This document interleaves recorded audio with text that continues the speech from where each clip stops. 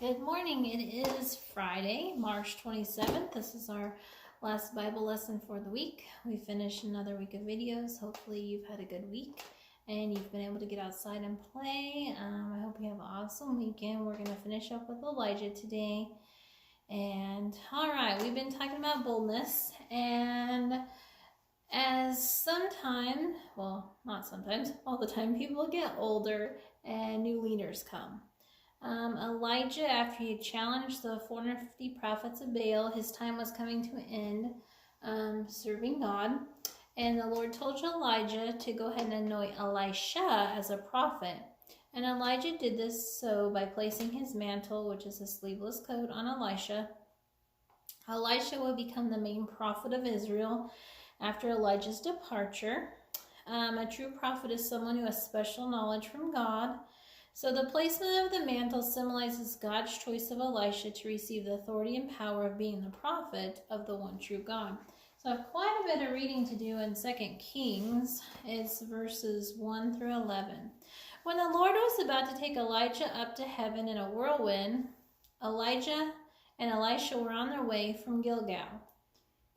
Elijah said to Elisha, "Stay here. The Lord has sent me to Bethel." But Elisha said, "As surely as the Lord lives and as you live, I will not leave you." So they went down to Bethel.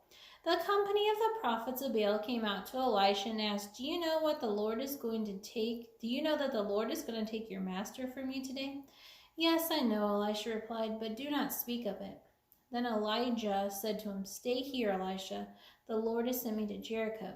And he replied, "As surely as the Lord lives and as you live, I will not leave you."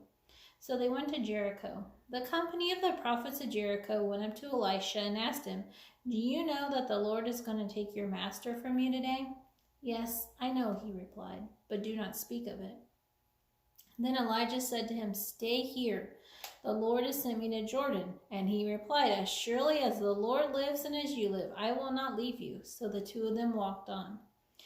50 men of the company of the prophets went and stood at a distance, facing the place where Elijah and Elisha had stopped at the Jordan. Elijah took his cloak, rolled it up, and struck the water with it. The water divided to the right and to the left, and the two of them crossed on dry ground. When they crossed, Elijah said to Elisha, "Tell me, what can I do for you before I am taken from you?" "Let me inherit a double portion of your spirit," Elijah replied. "You have asked a difficult thing," Elijah said. "Yet if you see me when I am taken from you, it will be yours, otherwise not." As they were walking along and talking together, suddenly a chariot of fire and horses of fire appeared and separated the two of them. And Elijah went up to heaven in a whirlwind. What a story that is. Elisha's going to step up into Elijah's place, and he doesn't want to leave him. He wants to spend as much time as he can with him, learn what he can. Elisha knew that Elijah would soon depart the earth. In two different towns, prophets came and asked Elisha if he knew that Elijah was going to be leaving him. Elisha replied he did know, and he didn't want to talk about it. Elisha was determined to be faithful, to follow and stay near Elijah. Elisha wanted to be with him to the end of his life. When Elijah was taken up to heaven, Elisha asked for a double portion of Elijah's gifts and boldness, and God granted this request. Elisha was a faithful follower of Elijah and the one true God. Because Elisha learned about God's ways from Elijah, Elisha was considered a disciple of Elijah. Just like Jesus had 12 men he called disciples who followed and learned from him for 3 years. After Jesus died and rose again, but before he went back to heaven, he gave the disciples an important command. It is in Matthew 28 verse 18 through 20. Then Jesus came to them and said, "All authority in heaven and on earth has been given to me. Therefore go and make disciples of all nations, baptizing them in the name of the Father and of the Son and the Holy Spirit, and teaching them to obey everything I have commanded you. And surely I am with you always to the very end of the age." Jesus told his disciples to make other disciples of all nations by teaching them everything he commanded. Jesus encouraged his disciples by promising that he would always be with them. We realize that Jesus is always with us. He can give us that voice to be bold to tell others when we're nervous or scared. We need to remember to be still, to listen so we can hear God's voice when God's saying, go talk to this friend or that friend, or just ask them to come to church. See if they will come to church with you. In Acts 1:8 it says, but you will receive power when the Holy Spirit comes on you, and you will be my witnesses in Jerusalem, in all of Judea and Samaria, and to the ends of the earth. The Holy Spirit is going to give you the power you need. Jesus is not leaving you on your own to figure it all out. He gives us the Holy Spirit to give us boldness, to encourage us, to help us do what's right. The first Christians lived in a city called Jerusalem, so God told them to start telling people about Jesus in their own city. So we start with our own city. Then God told them to go to Judea and Samaria. These were regions near the city. So if you lived in Mount Vernon, it'd be like Aurora and Miller.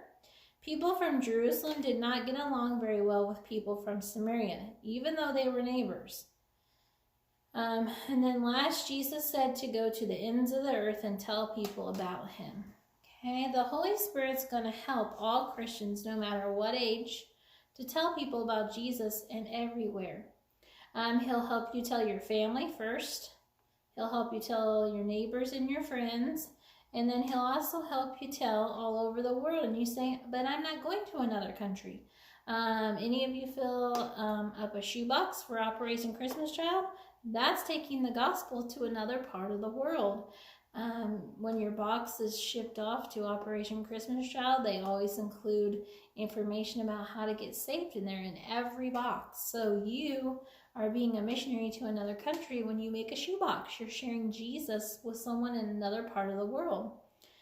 God wants us to do this. He wants us to read our Bible. He wants us to pray. He wants us to tell others about Jesus as well. Tell people what Jesus did for you. Ask him to come to church. It can be as simple as that. He's not going to leave you alone. He's going to give you the words to say. He's going to help you when you're nervous and you're scared. The Holy Spirit's there to guide you.